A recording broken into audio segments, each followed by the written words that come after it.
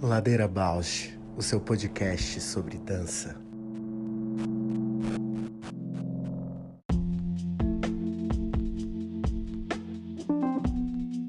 Olá, meu nome é Juliana Zelensky Alves.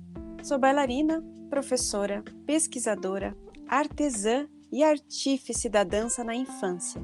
Compor o Ladeira me move porque borra minha presença na escuta do outro. Me identifico, me emociono, e enquanto documentamos todos estes afetos. Olá, eu sou a Paula Petreca, bailarina, professora de História da Dança e curiosa. Eu estou aqui nessa ladeira para encontrar vozes, movimentos, biografias que me inspirem a aprofundar meus gestos sensíveis no mundo.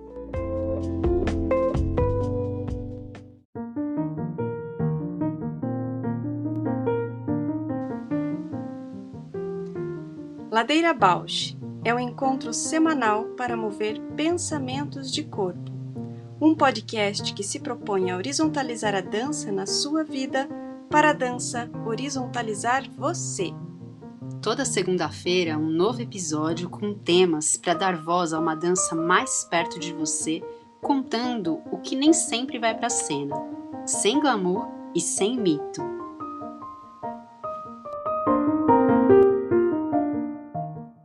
Retrospectiva. Retrospectiva. Vou ter que fazer, né? Não vai ter jeito. A vinhetinha. Retrospectiva. Então, paramos no 80 com Samira. E agora a gente vem com a Débora, no 81, Débora Oliveira, que foi daqueles episódios que a pessoa procura a gente querendo conversar, que é sempre bem bacana quando acontece, né? E a frase que ficou presente é: como tornar sustentável a dança? Uma pergunta infinita. Mas antes eu só volto ali no 80, que eu só queria dizer que depois do 80, reforçar, né, A mais uma gente vez, nunca mais foi a mesma. nunca mais fomos as mesmas. Nada de mensagens na sexta-feira, final de semana. É importante dizer isso. Pronto, pulamos agora para o 82. 82, Dito a isso, Pande Brito. Andy Brito, maravilhosa, que era alguém que eu já queria falar há tanto tempo, por curiosidade, por amigos em comum, por vê-la assim tão... Uma, uma referência de uma menina nova, Empoderada. dona de si, né? Essa Isa, música da Isa, assim, dona de si, empoderada e dona de uma carreira e de administrando a sua carreira.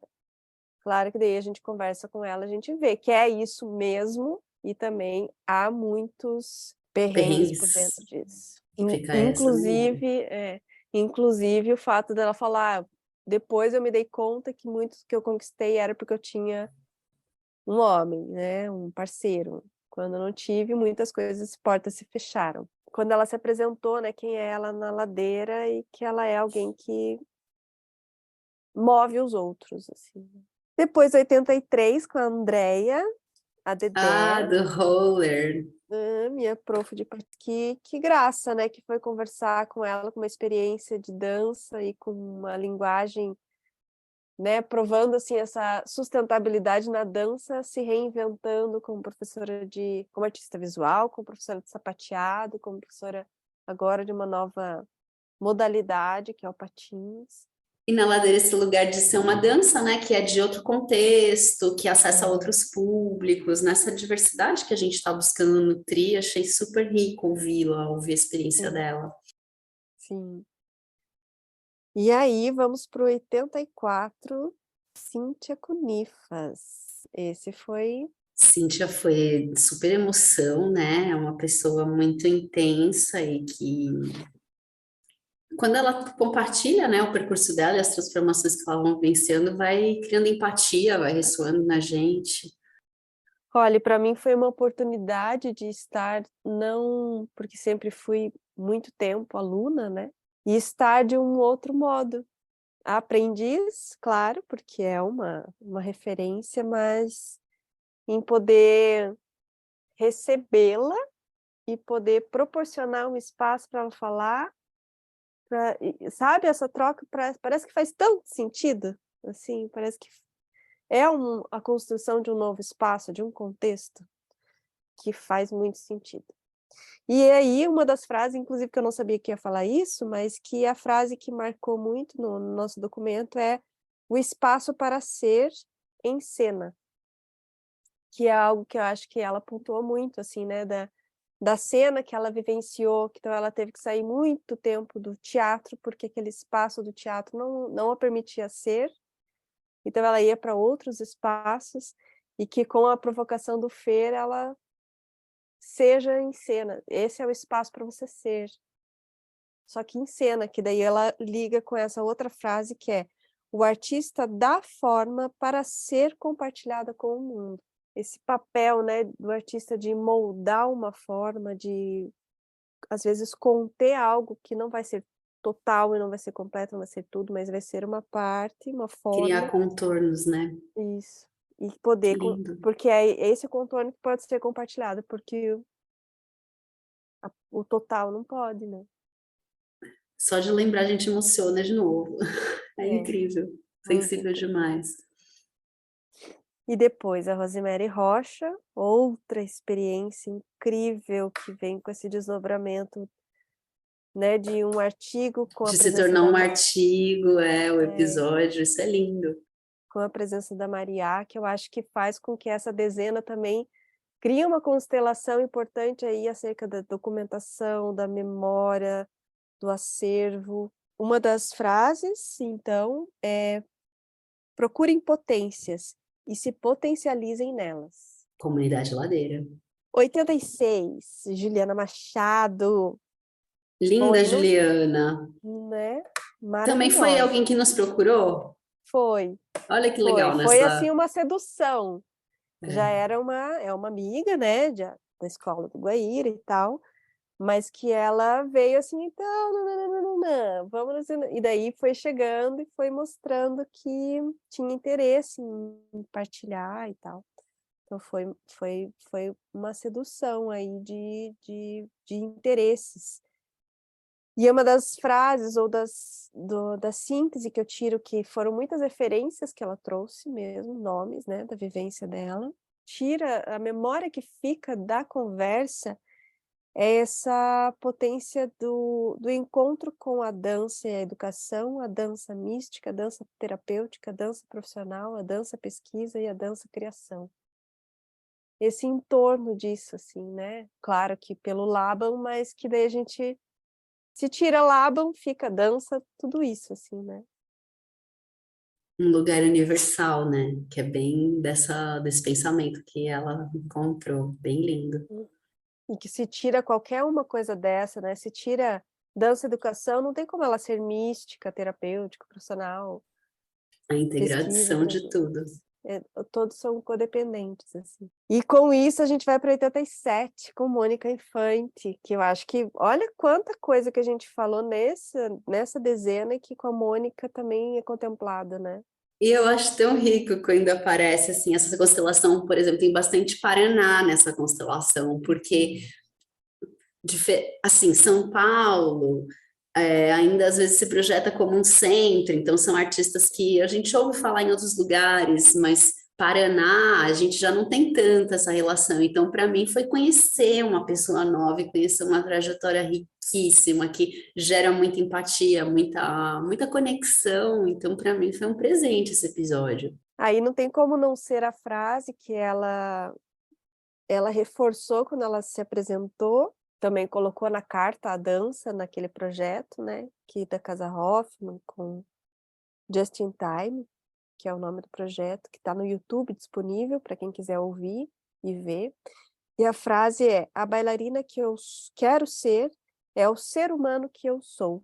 E a outra frase é: dança com humanidade, que eu acho que é a essência do que ela vem trazendo, né? E do Ladeira, Aham, conecta, né? uma dança mais perto. E daí vamos por 88 com Renato 88 Teixeira, Renato, falando dos corpos que fervem, do corpo da festa. do Ritual. A frase que eu acho que foi a primeira vez que eu ouvi E tô até hoje, assim, tentando entender que é o desmortificar.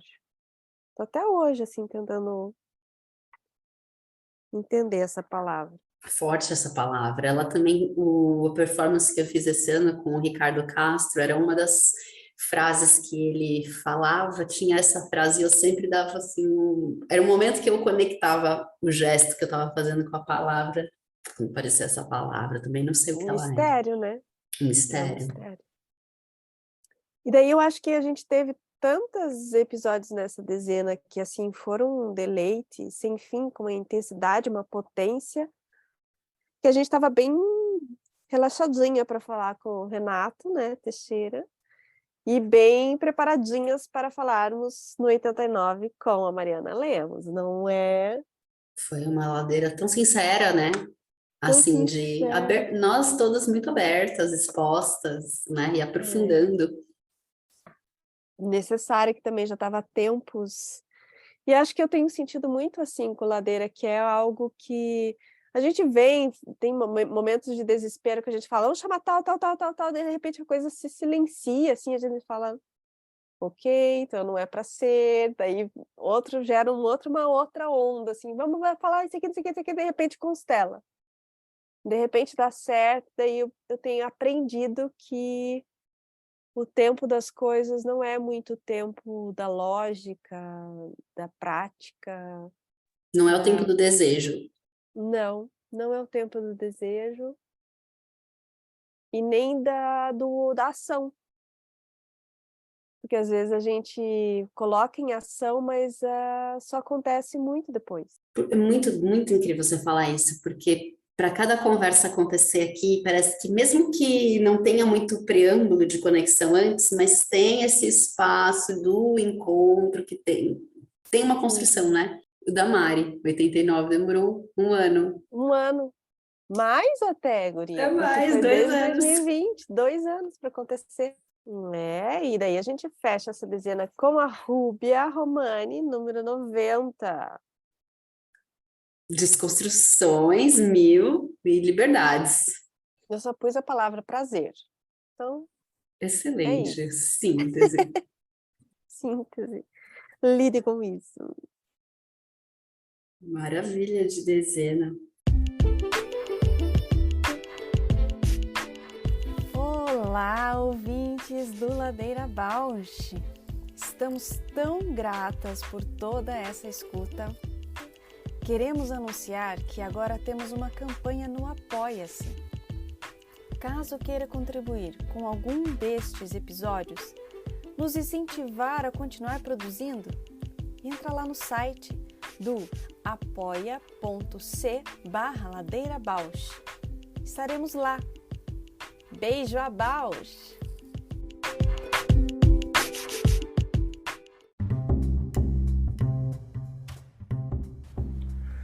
Ladeira Bausch, o seu podcast sobre dança.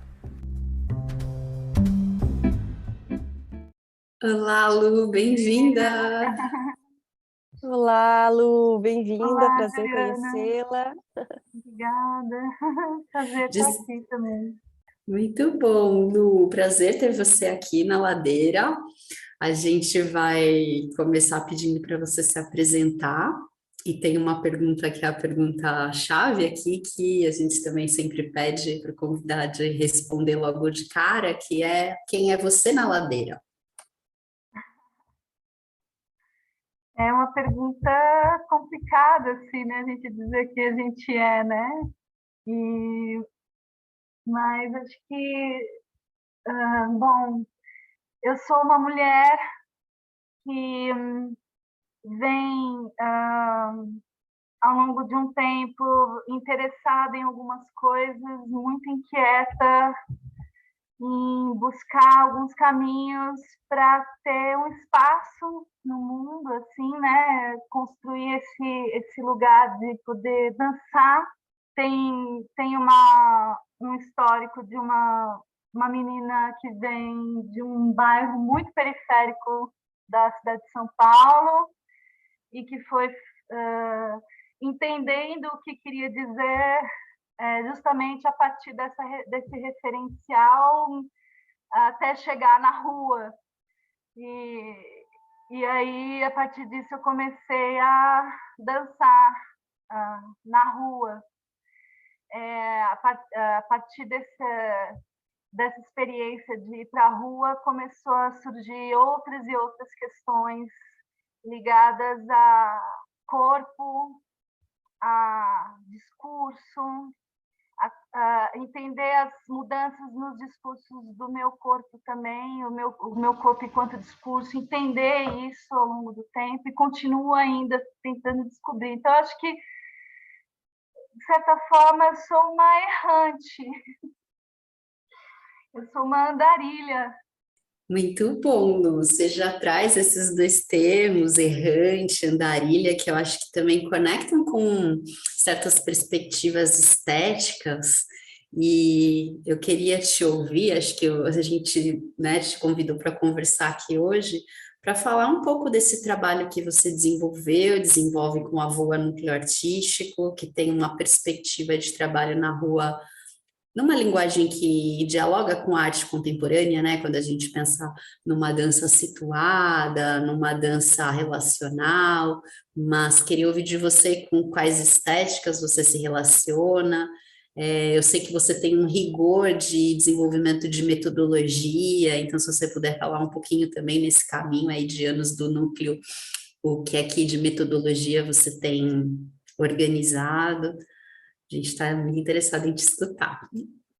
O Avoa é um projeto, né? Assim, eu tenho essa sensação de que ele está sempre, ao mesmo tempo que eu venho com essa inquietação em relação a onde dançar, como dançar, com quem dançar, para quem dançar, por que dançar. Isso tudo vem desenhando um percurso que está muito relacionado com um lugar, eu acho que é um lugar no mundo mesmo, e um entendimento, a sensação que eu tenho, é difícil falar, porque eu venho da prática, sabe? Eu não tive uma trajetória assim, que eu fui estudar o balé, depois participar de uma companhia, ser corpo de baile, depois começar a desenvolver o meu próprio trabalho, fazer um solo, ganhar notoriedade, uma trajetória assim um pouco, vamos dizer, tradicional na dança, né? Onde você faz... A minha formação já é como criadora e intérprete, né? Eu fiz o Estúdio Nova Dança, como permutista lá, eu trabalhava em troca de bolsa para eu poder estudar, né? Então, a sensação que eu trago, assim, e eu digo sensação porque não tenho certeza de nada, ainda que eu tenha alguns lugares onde eu piso que esses lugares são mais firmes, né? É de um entendimento de que eu quero dançar e ser provocada enquanto eu danço, né? Me sentir provocada a me reorganizar. Tem uma música do Tom Zé, né? Que ele fala, né? Vou vir de baixo, não lembro a música direito, que ele faz umas contraposições, assim, vou iluminar para poder cegar. É um pouco como improvisadora, né? Assim, a minha trajetória como improvisadora, eu acho que esse é um dos aspectos que me interessa muito em relação à rua, né? Só que ir para a rua não foi um caminho linear. Assim, eu estudei dança no Estúdio Nova Dança, depois eu comecei já a trabalhar com o Gil Grossi, que é fotógrafo de cena, comecei como até dentro do estúdio, também acompanhar ensaios de grupos, de companhias, tinha um projeto que era o Terças na Dança, que as pessoas dançavam no terraço, né? Eu comecei a fotografar, comecei a acompanhar como é que se monta a luz, como fotógrafa, assistente, né? Observar montagem de luz, aprender sobre como se aquecer, ver diretores de teatro ensaiando, depois ver a produção final. No Nova Dança também, assistir às aulas, assistir ensaios. Então, eu era um olhar meio de fora, sabe? Ao mesmo tempo que eu estudava, eu ficava muito como observadora daquilo. E a rua, quando eu entendi o espaço da rua, foi numa inquietação um pouco com um olhar fotográfico, tinha uma inquietação em relação a o que eu capturo, qual o recorte. Eu lembro de uma coisa que o Gil falava muito enquanto eu aprendia fotografia com ele. Ele dizia assim: se você for fotografar alguém na rua, lembra que essa pessoa não te deu permissão. Se for uma pessoa em situação de rua, essa pessoa não te deu permissão para você mostrar o rosto dela. Ele tinha essa... eu falo no passado porque a gente não tem conversado tanto, mas o Gil está aí, está na ativa, está fazendo as coisas dele, né? E a gente caminhava muito, né? Junto com isso também veio a poesia haikai, que foi uma coisa que entrou na minha vida através da coreógrafa Sônia Mota, ainda no Estúdio Nova Dança, né? Ela tinha um curso que era Arte da Presença, até hoje ela desenvolve isso, que é um projeto maravilhoso de composição. Então, a poesia haikai é uma poesia tradicional japonesa que te leva para uma... Você se organiza de uma maneira para estar ao ar livre, vamos dizer assim, atenta aos fenômenos, né? Você não moraliza a poesia haikai. A poesia haikai, ela é uma síntese poética, ela é uma cápsula poética de um fenômeno que está acontecendo ali naquele momento, e a maneira como você constrói com rigor aquela construção poética de 3 versos de 17 sílabas tônicas, de certa forma, condensa algo que é intangível, que é muito maior, né? E que nunca se fecha, sempre tem um lugar de abertura, porque ela é uma parábola zen, né? Ela é um ensinamento da natureza, de alguma forma. Então, o estado de espírito do poeta está relacionado àquilo que ele vê, diz sobre o estado de espírito dele, né? Mas ele não se coloca. Então, a fotografia e a poesia, ambas na rua, esse lugar do corpo de ir para a rua, todas essas influências da improvisação, a sensação de não ter muito um lugar, de não me sentir parte de lugar nenhum. Eu estava sempre me sentindo fora de onde eu estivesse, e é um fato, a gente, né? Então, aí eu comecei a experimentar dançar na rua e desenvolver oficinas. Então, o jeito que eu encontrei de pesquisar sobre como é que eu me organizo para estar, para dançar nesses espaços, né? Para eu tentar responder isso, eu levava o que eu chamava de oficinas, mas hoje poderia se chamar de laboratório, de, sei lá, ateliê, porque eram grandes ateliês, são grandes até hoje. Isso virou parte uma coisa que eu não consigo às vezes eu até tento ser mais racional e pré-estabelecer certas coisas quando eu vou realizar, por exemplo, encontros com alguém, mas quando chega na hora, eu vejo o grupo que está na minha frente, às vezes muda tudo, né? Porque depende muito da sensação daquele encontro, do que aquele encontro traz. Nesse sentido, é muito o aqui e agora da poesia haikai e o instante decisivo do Bresson, da fotografia, sabe? De você entender aquele momento e aí trazer algum caminho, né? Então, eu acho que, quando pensando em metodologia, né, eu venho da prática, a prática como pesquisa, a experimentação como pesquisa, a errância como esse lugar de experimentação e de pesquisa. Eu comecei no Nova Dança em 98, saí de lá em 2007, no meio disso estudei com o Luiz Lois, né? Mímica Total, que é uma arte que está muito dentro do meu corpo também, assim, da minha dança até hoje. Encontrei outras pessoas, né, ao longo desse tempo. E agora, depois de 23 anos, que eu estou começando a escrever algumas coisas que me interessam, que eu estou começando inclusive pedindo ajuda, né? O Robson Lourenço, nós escrevemos um artigo juntos que acabou não sendo publicado ainda, né? Mas vai ser assim sobre educação somática e corpo em contexto urbano. Então eu acho que essa metodologia, eu não sei se eu tenho uma resposta precisa sobre isso. Você trouxe coisas riquíssimas, assim, a gente está aqui elaborando perguntas e às vezes você traz coisas e a gente fala, nossa, não, vamos falar disso. Porque é uma riqueza, né, Lu, quando também você traz essa trajetória de formação, que é uma formação já mais contemporânea mesmo, né, não centrada só numa linguagem, só numa instituição, isso é um caminho, assim, que a gente pode falar mais.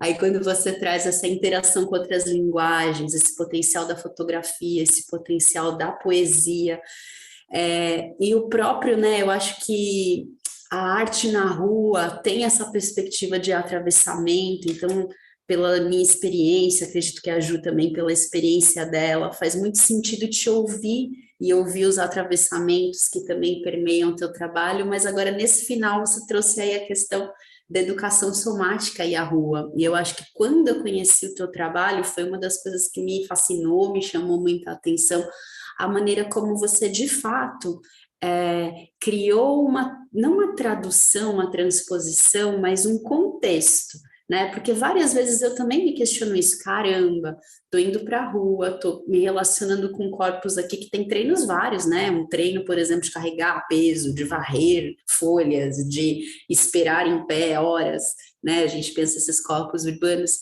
e aí venho eu pensar nos meus apoios, pensar nas minhas tensões musculares, onde é que isso cria um diálogo? E aí, do pouco que eu vi da tua pesquisa, mas que me fascinou quando eu entrei em contato, eu queria te ouvir mais de como foi esse caminho, quando você foi levando essas ferramentas de um estudo do corpo, de uma consciência, para o diálogo com os corpos que estão na rua. Olha, num primeiro momento, eu trazia quase uma reprodução do que eu tinha aprendido no Nova Dança, né? Eu estudei muito, de uma forma muito assídua durante 8 anos no Estúdio Nova Dança, e a minha professora era a Lu Favoreto, que é a metodologia que ela desenvolveu a partir do pensamento da Bézier e da Pirret, né, da coordenação motora Bézier-Pirret, e o Palhaço, né, com a Cristiane Poliquito, com o Maurício Poli, a própria Tica, enfim, a Ideoquinesis, Pirret, Bézier, né, um pouco de Body Mind Centering, o Clausiana diluído naquilo tudo que estava acontecendo ali, especialmente no trabalho da Lu também, né. Posteriormente, eu tive contato com o BATNF na Universidade de Embi Morumbi. Eu fiz 1 ano da graduação em dança na Embi Morumbi e tive que parar, não pude continuar. Então, são muitos, assim, vamos pensar por volta de 2006, que é quando funda o AVOA, né? Era isso, era pegar o exercício que eu conhecia, né, que eu já levava para as minhas aulas e levava. Mas depois, com o passar do tempo, até pelas relações de grupo, sabe? De chamar as pessoas para trabalhar junto, e aí começam os embrólios, né? Que são esses embrólios, essa complexidade justamente que você traz, né? Puxa, mas cada pessoa traz o seu referencial, eu preocupada com, ao mesmo tempo, preservar a individualidade daquelas corporalidades e corporeidades que tinha a ver com o que eu fazia junto com o Gil, né? Que a gente dançava junto, e são corpos muito diferentes, era muito clownesco tinha uma ludicidade muito grande no que a gente fazia, por conta dessa parceria específica minha e dele. Mas, assim, essa preocupação em preservar as individualidades, mas um desejo também de trazer algo que nos conectasse, que fosse o nosso segredinho, né? O nosso segredinho. Só que, a partir da investigação na minha própria corporalidade, a minha experiência de ir para a rua, primeiro como improvisadora, os desafios que se apresentavam, e observando também os desafios que se apresentavam nas pessoas, começou a me instigar a pensar: uai, mas esse exercício vai funcionar para isso? Será? Será que isso aqui é realmente eficiente? Olha, eu dei esse exercício antes, a gente treinou isso antes, olha, mas tem uma rigidez que está aparecendo na rua. Não tem, né? A gente não está conseguindo entrar num lugar de disponibilidade, porque a rua, o que a gente observa, né? A gente que atua na rua, é multivetorial e polifônico. E os estímulos, eles não são harmônicos. Os estímulos, muitas vezes, nos colocam em risco real, perigo. Não é dançar na rua confortavelmente, né? São muitos os tipos de perigos, riscos, desafios, interações, energias de interação, tons de interação, né? E aí, eu acho que isso foi me inquietando até que eu fui estudar direção teatral na SP, fui da turma piloto de direção teatral na SP Escola de Teatro. Não terminei também. Assim, eu acho importante trazer isso, porque, assim, não é uma coisa de começar e não terminar simplesmente porque vai andando e se interessando e se desinteressando. Por causa da minha história, por causa dessa coisa de ou trabalha ou estuda, por causa dessas decisões que quem vem da periferia, quem tem essa coisa de estar na arte sem um respaldo anterior, sabe muito bem como que é, nem preciso ficar entrando muito nisso. Então, essas coisas. Mas, no caso da SP, a gente ganhou o nosso primeiro fomento, então, tiveram várias coisinhas e isso foi decisivo, né? Mas lá eu tive um professor que se chama Ivan Delmanto, um dramaturgo de teatro, um teórico, uma pessoa muito... E que me apresentou Adorno, e que me apresentou alguns, assim, me apresentou Tadeusz Kantor, que mudou a minha vida, assim, sobre o pensamento de corpo do ator. A hora que eu vi A Classe Morta, do Tadeusz Kantor, aquilo foi um impacto, assim, que eu falei, é isso que eu quero para minha vida. Tem tudo a ver com mímica, isso também, com teatro físico, enfim. E onde ele dava procedimentos, a gente criar procedimentos a partir do que a gente gostaria de fazer. Então, problematizava os procedimentos, né? Então, mas como que você chegou nesse procedimento, né? E aí ele trouxe um dado que eu lembro que foi muito instigante, que eu adoro, que era trabalhar com tudo que a gente descartava porque a gente achava que era ruim ou que não servia. Então, ele deixava a gente pesquisar, experimentar, trocar, conversar, e quando a gente tinha, achei os procedimentos, ele olhava os procedimentos e falava assim, agora a gente vai olhar para aquilo que você não usou, para os detritos. E aí foi quando eu me apaixonei pelos detritos, que é olhar para os problemas, para os impasses, né? Então, isso, o primeiro fomento do avô me ajudou a pôr em prática isso enquanto estudo, né? E aí, depois foi correndo o tempo, e aí entrei em contato com o Rolfing. Então, essas diferentes experiências me ajudaram a entender o seguinte, assim, que para estar na rua, primeiro eu precisava encontrar um jeito de acessar um espaço dentro de mim que fosse um espaço de disponibilidade e prontidão tão amplamente difundido na linguagem da improvisação e dança, mas que eu estava com aquilo formalizado internamente, enquanto enquanto tipo de resposta, e eu tinha que desconstruir aquilo. E aí foi quando eu comecei a me interessar pelo sentido háptico, que é um sentido do nosso corpo. A gente tem é um dos nossos sentidos, ele é tátil, sem o toque, que é o tato, vamos dizer assim, a grosso modo, é o tato do encontro, né? É o contato do encontro, sem julgamento, mas partindo da fisicalidade. No Estúdio Nova Dança, a gente ia muito por esse lugar, olha sem julgamento, observa sem julgamento, seja observador em ação, né? Dê suporte.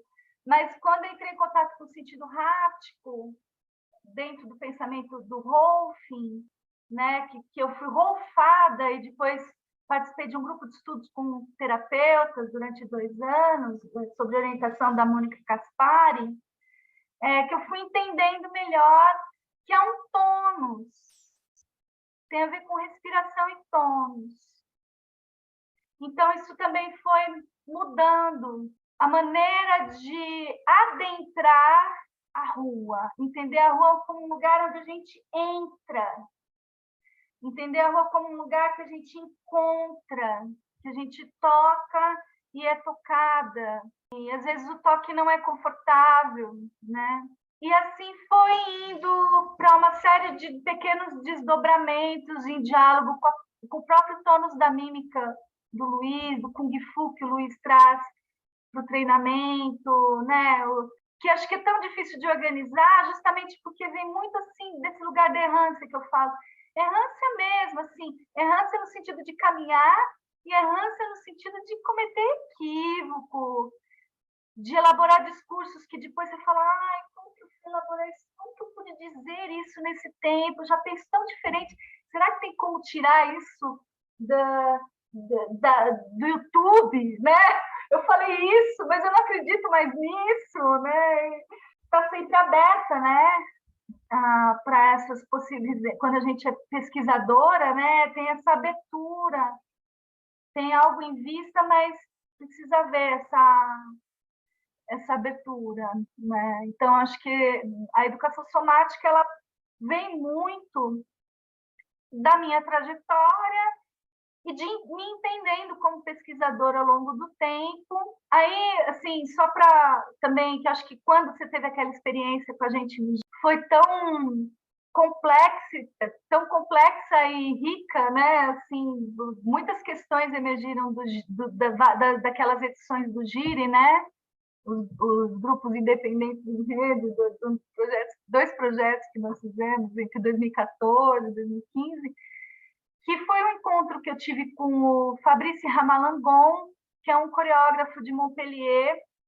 Ele é um dos primeiros associados da escola de Montpellier, de coreógrafos de lá, e eu estive com ele numa residência artística em 2013. Em 2014 já conseguimos trazer para São Paulo, num fomento, e foi onde ele começou a desenvolver com o avô algumas coisas. Eu estava afastada nesse período que ele trabalhou com o grupo depois da residência, por conta justamente eu estava no processo de reabilitação, foi quando o Rolfing também entrou de vez para mim, né? Então foi tudo junto, né?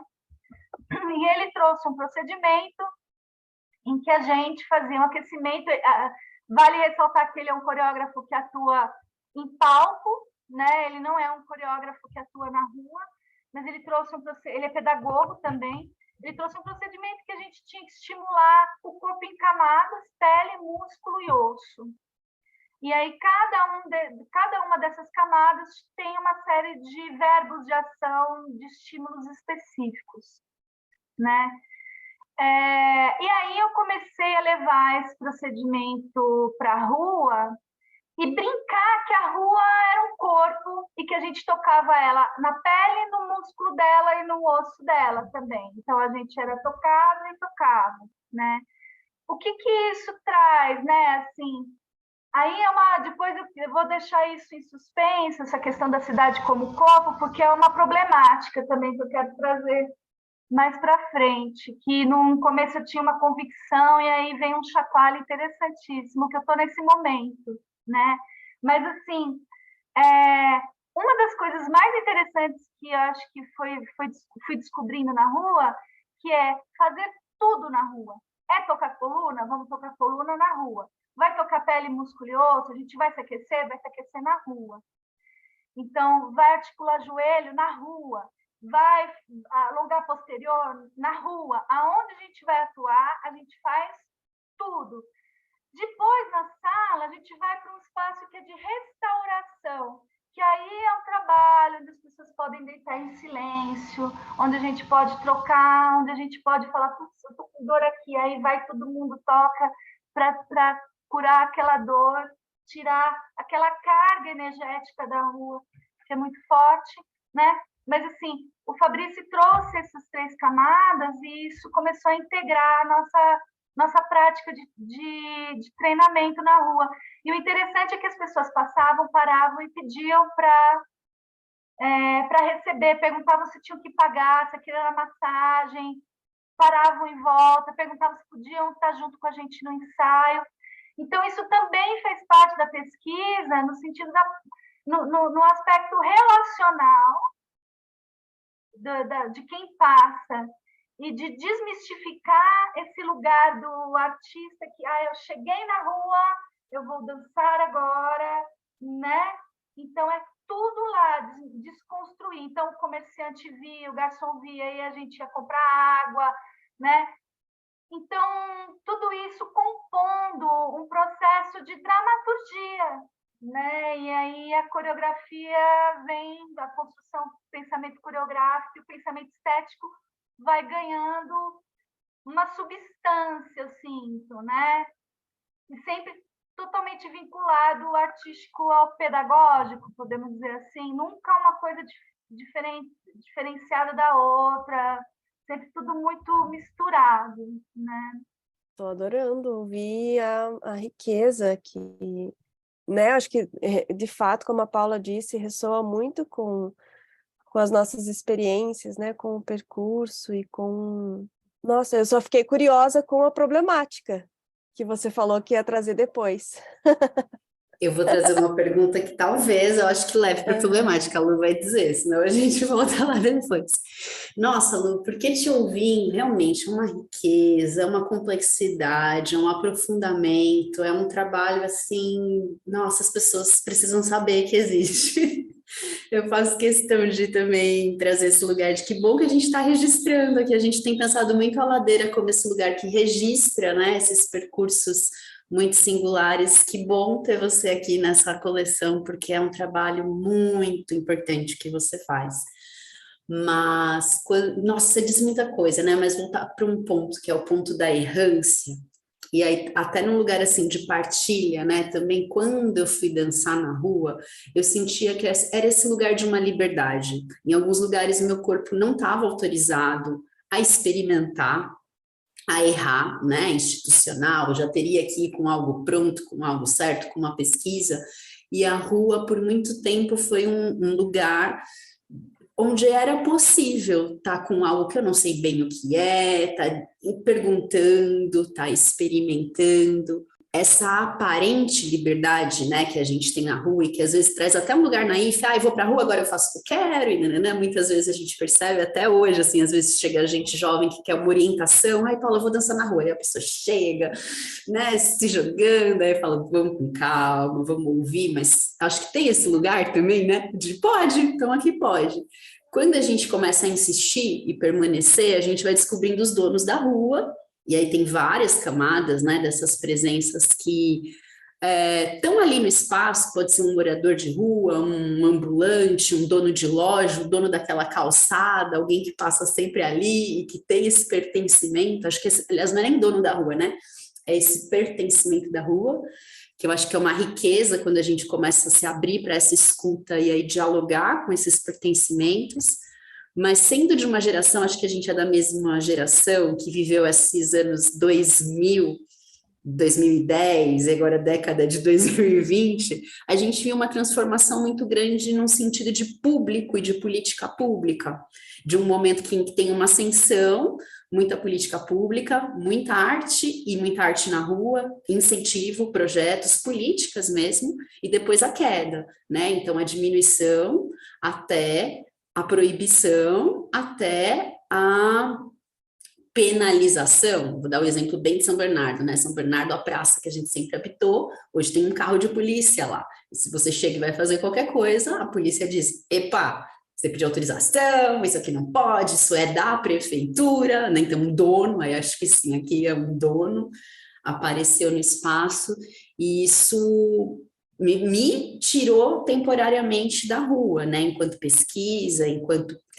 propostas de criação, embora meu coração está sempre aí, meu olhar e meu interesse também. Mas aí eu te trago todas essas questões para perguntar, né, agora que você vai trazer a problemática, como é que você vê também, né, esse lugar de liberdade, os pertencimentos e aí as licenças ou não licenças para, até as proibições mesmo, e num percurso histórico, né, de 2 décadas, talvez, que a gente esteja em atuação e vê uma grande transformação social, política, que também impacta esse tipo de pesquisa. Bom, vamos ver, vamos por partes, né? Assim, quando a gente começa, né, o Avoa, dizendo, né, acho importante dizer também assim, que o Avoa não é um corpo estável de dança, né?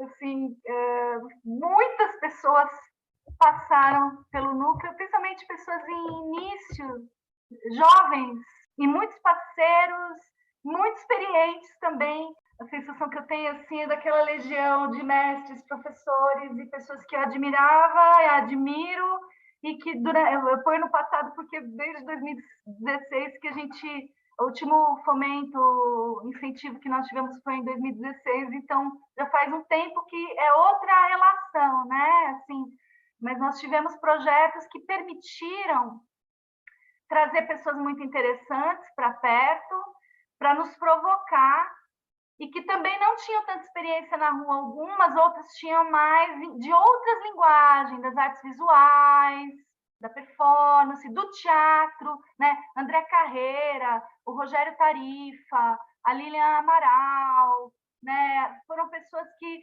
né? Você, né, Paula, também do Entre Espaços, ali na São Bento, enfim, muitas pessoas interessantes vieram, né? Mas voltando lá, a gente estava dentro do governo Lula. Isso é um marco histórico, porque a relação com, ainda que em São Paulo nós tivéssemos governos mais conservadores, né? A gente tinha um Ministério da Cultura, a gente tinha em São Paulo acabado de conquistar a lei de fomento à dança, a gente tinha já a lei de fomento ao teatro estabelecida, né? Então, eu tenho a impressão que... eu tenho a impressão, porque eu não sei se era um olhar também de principiante, aquele olhar encantado, né? Mas que era mais fácil permanecer no espaço público sem nenhuma retaliação agressiva ou violenta por parte do Estado e da própria população, né?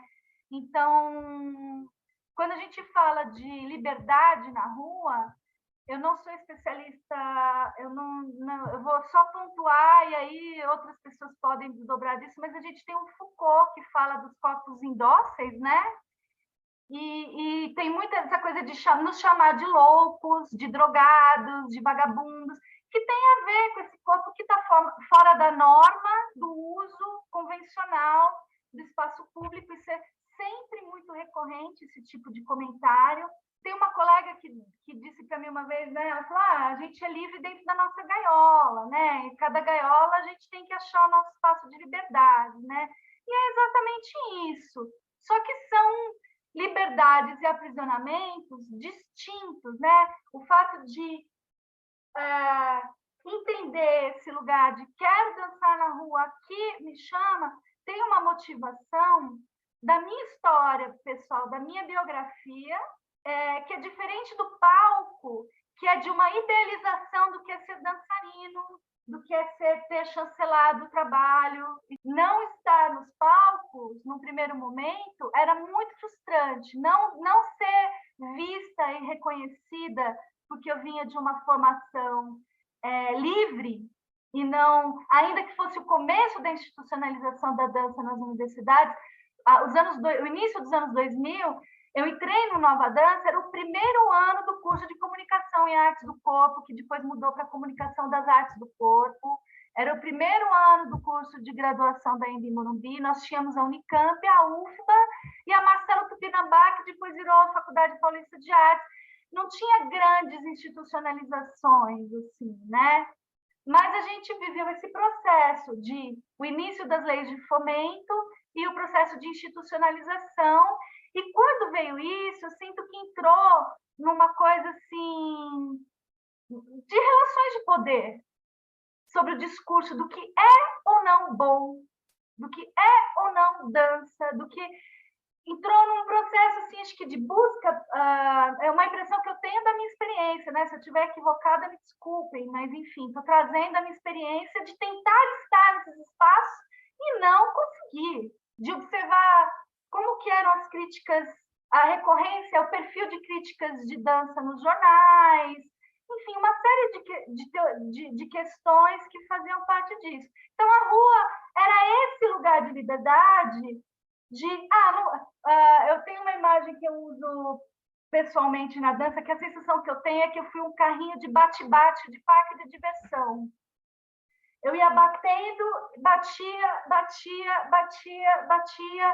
e nesse bater já desviava, ia para outro lugar, só que não tão desgovernada assim, com uma coisa, não, então eu vou aqui, não, então, ao invés de insistir naquele espaço, eu ia buscando outros.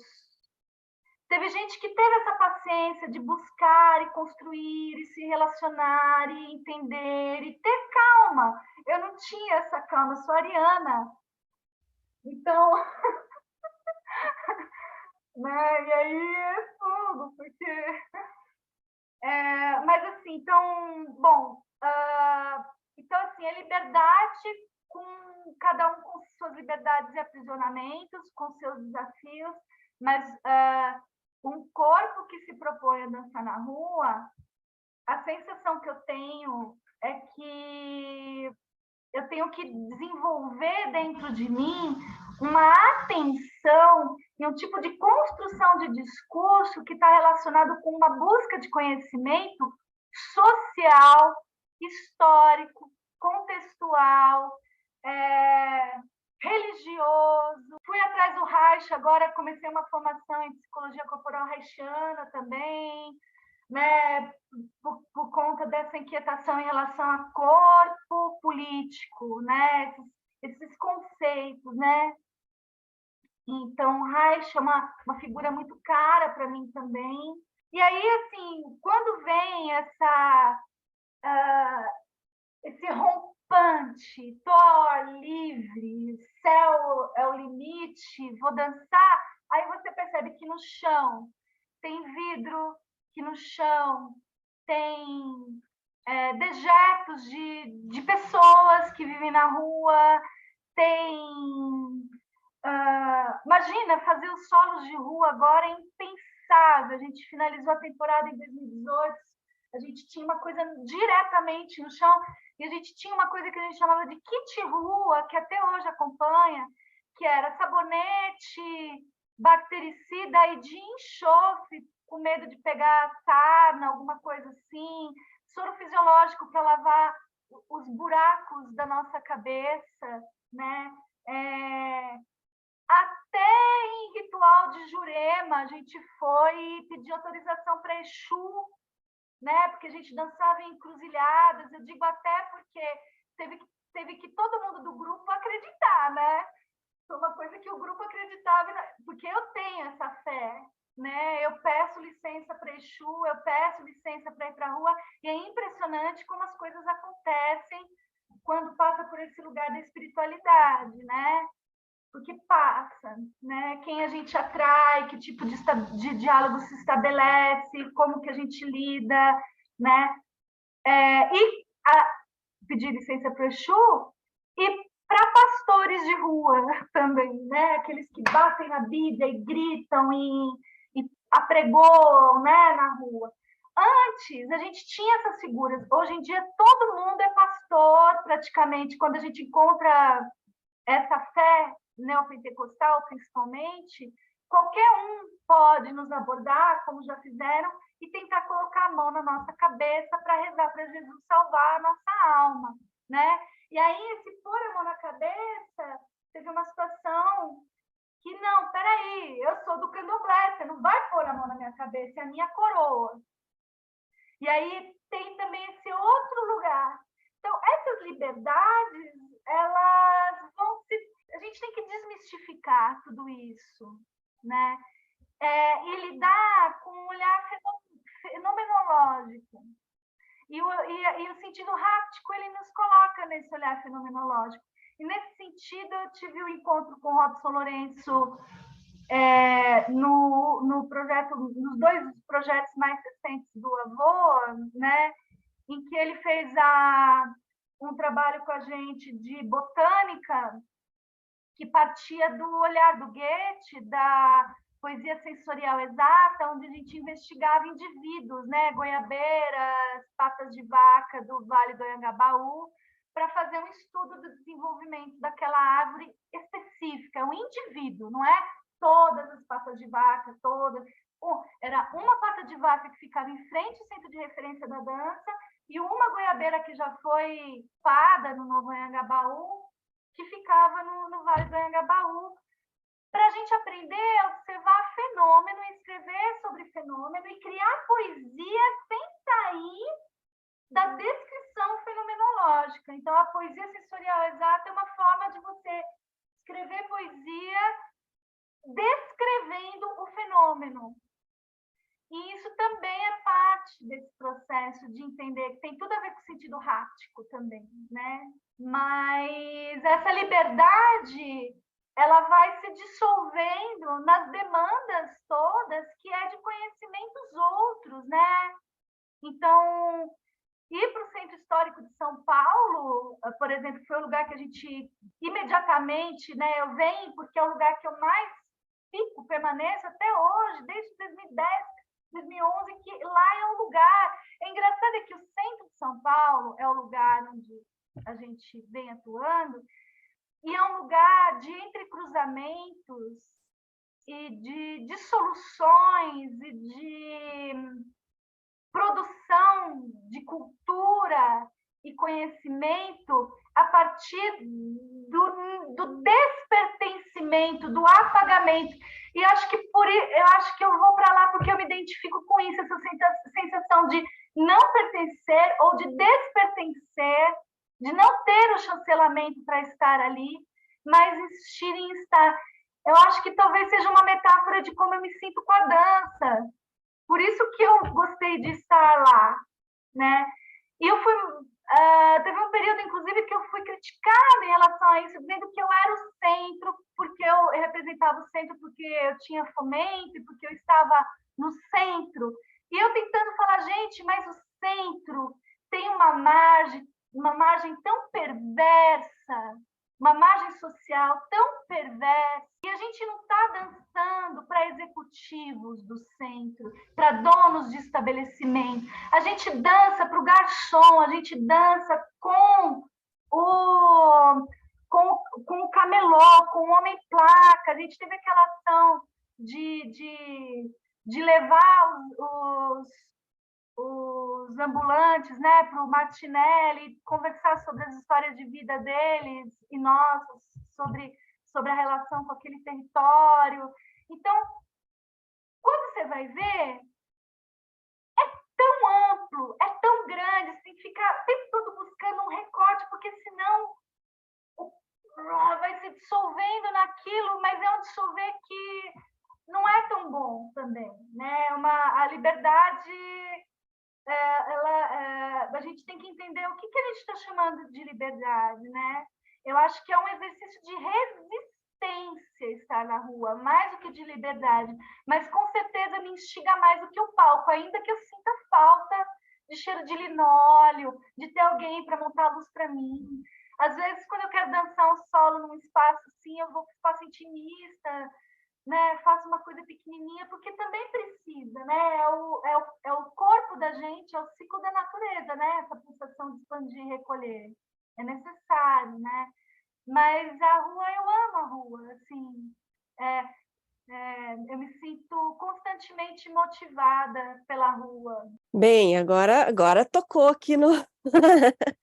tocou na ferida, enquanto você falava dessa chancelar, né, legitimar e ouvindo, né, muito mais sobre o teu percurso, sobre a tua biografia, sobre o teu encontro, né, tão rica e tão lúcida, assim, né, no como você se encontra nesse lugar na rua. E aí, não sei se te conforta ou se a gente ressoa junto, ou se a gente só falar que mesmo com alguma, né, a formação mais convencional dentro da dança, dentro desse contexto histórico do que se entende como dança, né, e colonizadora, né, mesmo tendo essa formação, eu identifico com a Paula também que a gente sofre essa questão de não pertencer, de não ter lugar, do que faz não tem lugar, não tem espaço, assim, né? Que aquela criação não tem contexto. Então, isso para mim ressoa e faz, principalmente porque a gente está aqui chegando aos 100 episódios, a gente já ouviu tantas pessoas que se identificou com tantas pessoas e depois de 2 anos a gente começa a ver um panorama, assim, e parece que é engrossar algumas questões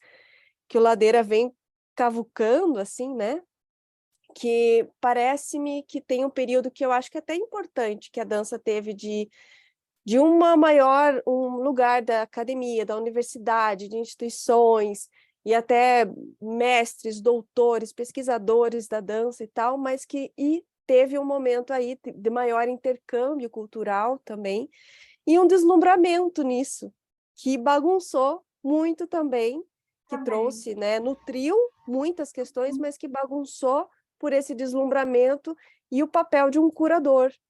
Uhum. E aí, acho que é uma questão que eu e a Paula, a gente está atualmente se perguntando que papel é esse de um curador histórico que veio aí atuando e que precisa ser revisto, e que eu acho que está sendo revisto, que curadoria é essa, e que fez com que, de alguma forma, fomentasse alguns tipos de trabalho por esse deslumbramento, quais trabalhos eram mais chancelados nesse sentido, assim, né? Então, aí que eu ressoo muito contigo, não sei por quê, se é aquilo que eu falei, não sei se é para confortar, se é para nos identificarmos, se é para avançar, ou é para documentar aqui, que é outro momento agora, né?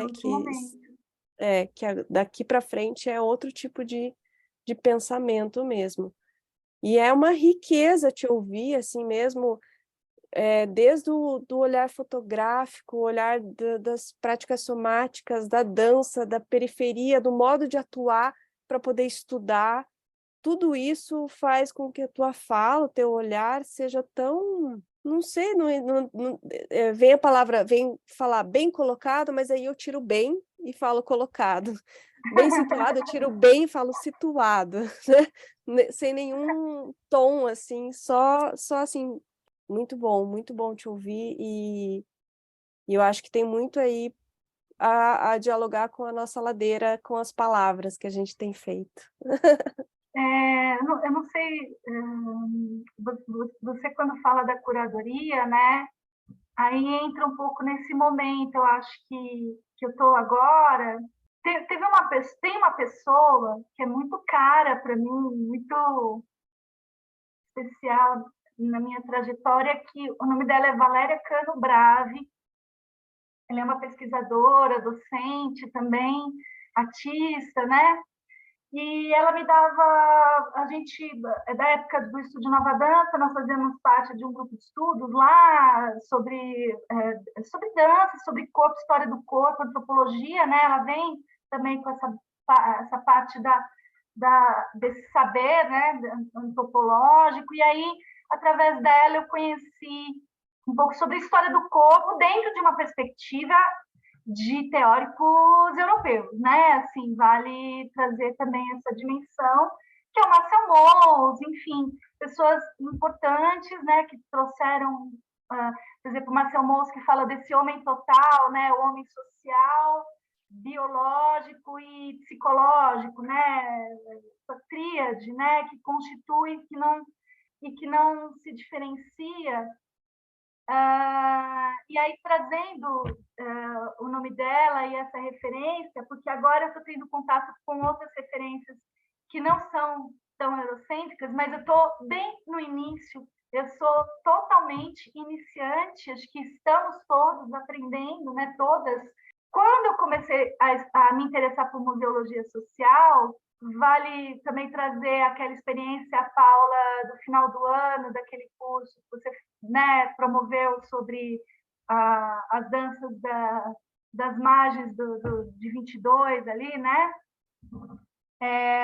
Eu já estava interessada nisso porque me disseram, falei, isso que você faz tem a ver com museologia por conta da memória, dos lugares de memória, de dançar nos lugares de memória. Que lugares de memória?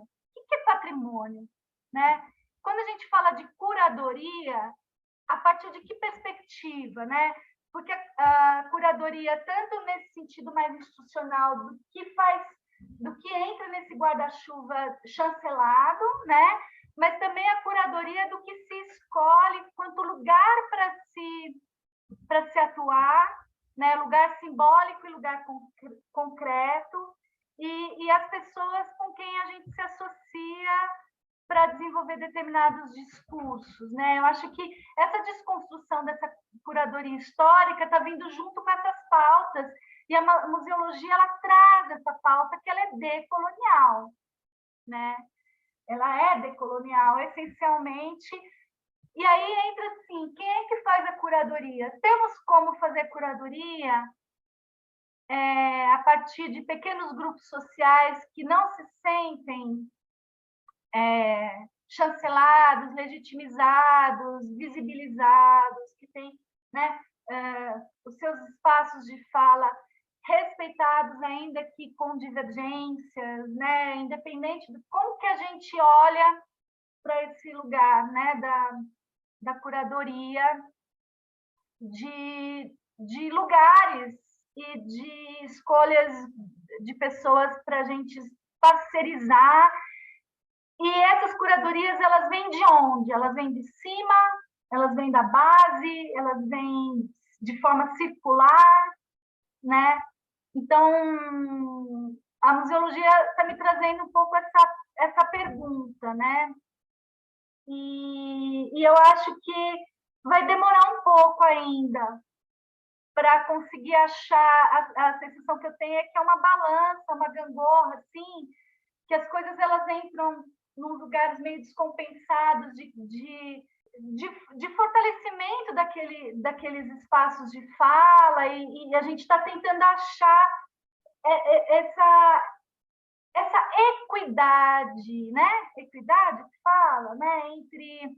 E o respeito por determinadas narrativas que até então nunca foram, de fato, observadas com a atenção que são importantes serem observadas e ouvidas, né? E aí eu tenho me interessado muito esses encontros, né? Então, o fato de eu estar participando hoje do Ladeira, que para mim é uma honra, porque eu achei assim, eu lembro as primeiras vezes que eu escutei, eu falei, gente, que legal isso! E aquela vontade de participar disso, né? Como que a gente é, né? A gente é muito carente, eu acho. Acho que a gente tem uma carência de fazer parte de grupo, de ter essa sensação de pertencimento e de fazer parte de comunidade, né? A museologia social ela traz esse lugar das comunidades, sejam elas pequenas ou maiores, mas essas pequenas comunidades terem a possibilidade de dizer a que vieram, né? Assim, então a gente está se descobrindo, tenho a sensação, né?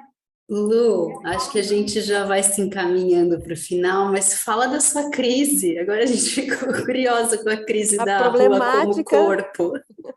Tá, a cidade como corpo. Eu preciso encontrar o nome desses autores. Eu não vou agora ter como localizar, mas eu posso mandar depois. Mas esse primeiro formativo que eu fiz, né?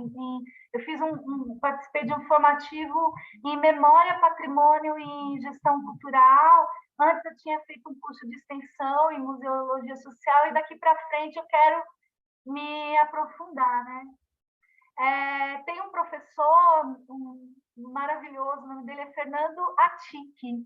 Ele é professor da Federal, daqui de São Paulo, curso de História da Arte, ele é arquiteto urbanista, e numa das aulas dele, a gente estava falando sobre relação com a cidade, e eu trouxe essa metáfora para o grupo, né, da cidade como um corpo no sentido de que é um organismo vivo, afinal, a gente tem, é um ecossistema, é um ecossistema, né?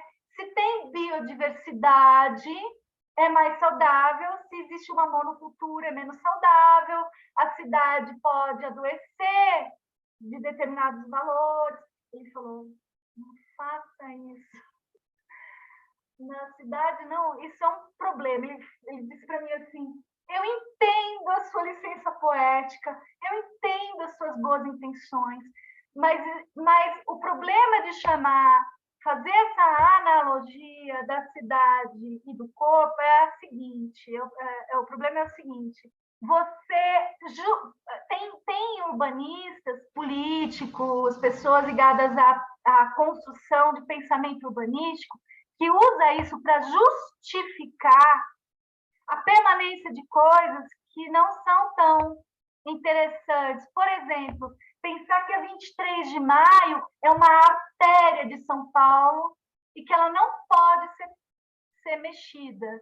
Ou pensar que de revitalizar a cidade é um termo que biologiza, vamos dizer assim, a cidade, e isso é uma forma de subverter uma ideia de saúde da cidade em detrimento de determinados grupos sociais para fortalecer outros, né? E o mais louco é que ele trouxe essa reflexão um mês depois que eu tinha escrito uma coluna, minha primeira coluna para o Portal Mood esse ano, me perguntando, a rua é um corpo? Então, eu escrevi e pouco depois ele me disse isso, e eu estou até agora tentando elaborar um texto para colocar no Portal Mood para problematizar o que eu disse. E ainda não consegui problematizar porque eu estou aprendendo, estou estudando, e eu ainda não tinha voltado efetivamente para a rua. E foi quando teve essa proposta do cultivo no Centro de Referência da Dança, que acho que agora eu vou conseguir elaborar. Mas então, trazer a cidade como corpo para dentro de um pensamento de dança e publicizar isso da forma como eu fiz durante bastante tempo é uma faca de dois gumes, porque a gente está num momento que isso é muito evidente, né? Da distorção dos discursos e a distorção até de poéticas, de metáforas, de licenças poéticas para justificar, por exemplo, dizer que, só trazendo aqui bem para o momento atual que a gente está, dizer que o fechamento de estradas federais é um movimento popular, né? E falar que não pode fazer isso porque essa estratégia de atrapalhar a vida dos outros é uma tática da esquerda, por exemplo.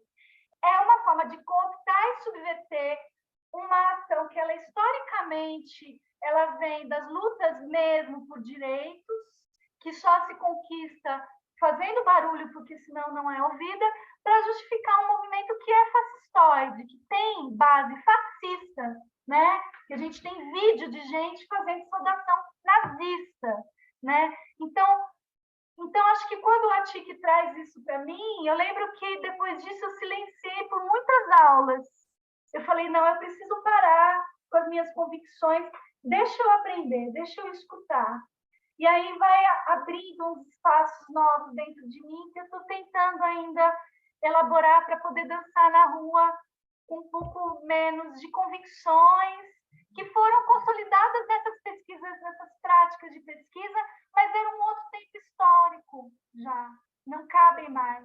Quer dizer, não cabem mais em sua totalidade, não que estou descartando, jogando a criança junto com a água do banho, mas precisa repensar e atualizar e rever. Que forte, para mim fez agora assim um boom dessa questão, o quanto é importante pensar a memória, pensar a museologia, pensar mesmo isso, de que a história, os fatos só são contados, né? Quando você falou dessa faca de dois gumes, os fatos são contados a partir de uma perspectiva que vem sendo contada e que se coloca as ações, elas vão vir historicamente carregadas de passado. Nossa, muito, muito impactante, muito forte isso. Como construir novas ferramentas para se contar a história. Porque contar do jeito que tem sido contada não dá mais, né? Não tem mais argumento, não tem mais jeito de contar. Forte. Nossa, agradeço muitíssimo. Acho que eu ficaria muito tempo falando aqui, ouvindo e ladeirando. Nossa, pena que tem que terminar. Muito obrigada, assim, por tudo. Essa foi agora, nossa, ladeiras por mais um monte de tempo aí. Ladeiras abaixo, né? Abaixo. Ladeiras A abaixo. gente tem uns convidados que a gente fala, tem que ter a ladeira 2, parte 3, parte 4, com certeza você vai entrar nesse E grupo. depois dessa 99, que essa vai ser a 99, o episódio 99. Depois dessa não seremos mais a mesma.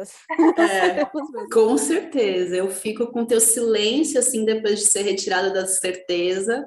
Eu acho que eu passei por isso com o projeto Co, né, que tinha essa ideia, então somos co-autores da cidade, a autora nós também, e aí depois quando eu fui entrando em dúvida com isso, eu paralisei, né, paralisei, já não sei mais qual é a ética para estar na rua. Acho que às vezes a gente tem que tentar assumir a autoria, tem que ser propositor mesmo e não sei, outros momentos tem que ter esse lugar mais compartilhado, enfim. Mas para dizer que quando você partilha essa crise, essa angústia, eu sinto muita empatia e fico curiosa para saber como você vai se mover nessa angústia. Eu também estou curiosa, ainda não sei muito. Mas, Lu, que riqueza, que seja a primeira de muitas, bem-vinda à ladeira, assim, novamente. Deixa teus contatos, que as pessoas, claro, a gente sempre divulga na página do Instagram, mas às vezes a pessoa está só ouvindo, ela pode pesquisar, pode te procurar. Obrigada, gente, eu que agradeço, é uma oportunidade muito, muito importante, viu, assim... poder trazer determinadas questões, assim, é difícil, né? A gente, enfim, tem papo aí para seguir, mas eu agradeço muitíssimo. E eu escutei ontem o Rui Moreira e o encontro com a Canzelu também, porque eu fiquei interessada nesses lugares de memória, que é onde eu estou agora, né? Tentando trazer.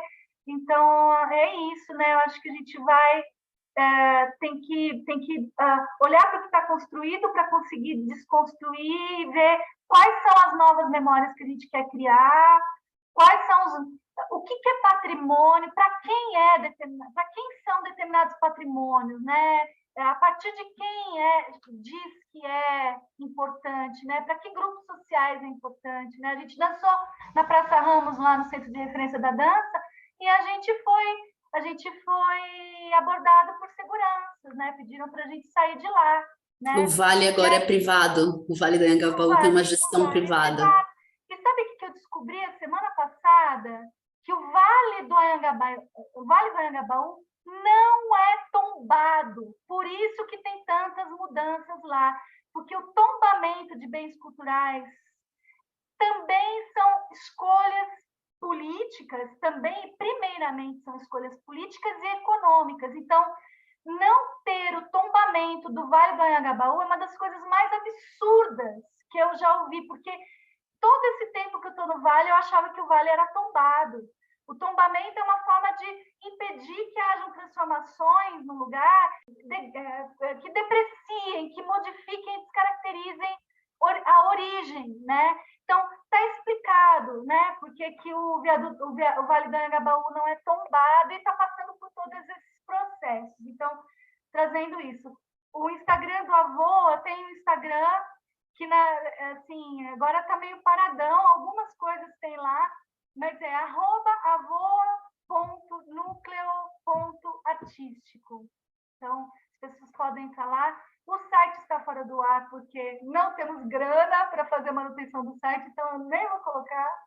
E coisas do YouTube também são discursos antigos. Então, agora, gente, é acompanhar o Instagram, porque eu vou construindo os novos discursos a partir desse momento histórico da pandemia e desse movimento fascista, da ascensão fascista no país. Tudo isso está mexendo, e da museologia também. Então, obrigada, gente. Muito obrigada mesmo. Estou muito feliz. Muito obrigada, Lu. Vai ressoar muito. Já está assim abrindo mil inquietações. Maravilhosa, muito obrigada. Vamos trocar mais. Uhum. Vamos sim, muito. Já faz parte da comunidade aqui. Um beijo, Então, gente. tá, um beijo, querida. Beijo. Até Saúde, mais. sucesso e força da peruca para nós aí. Viu? Pra nós. Tchau, tchau. Tchau. Tchau.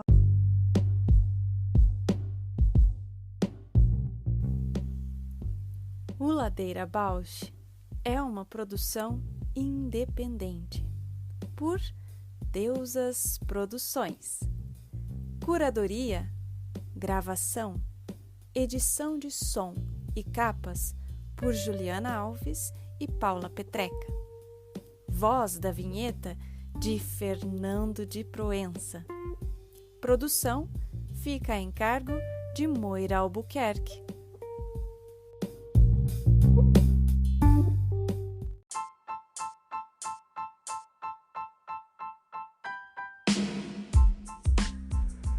Ladeira Bausch, o seu podcast sobre dança.